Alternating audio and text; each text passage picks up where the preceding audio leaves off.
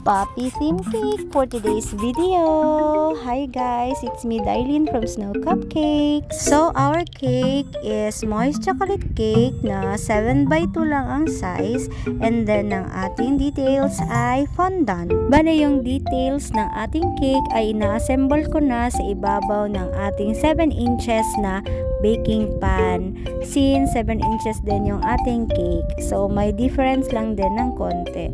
Pero at least kinikinita ko na kung ano yung magiging itsura niya pag lipat ko ng details dun sa ating cake.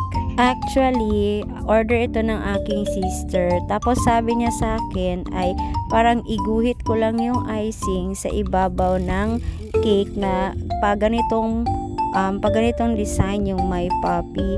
And since hindi ako magaling doon and nahihirapan ako doon, so ginawa ko na lang siyang fondant details and mas maganda siyang tingnan. Dito nga ay sinusulat ko na yung dedication na pinapalagay niya. Tapos naglagay na lang din ako ng konting border dun sa gilid para makompleto na ang ating look. Ang gamit ko nga palang icing dito ay ACC whipped cream na nilagyan ko lang ng cocoa powder and food color para may mapait-pait din siya na lasa. And then ang ating fondant ay homemade fondant lang po.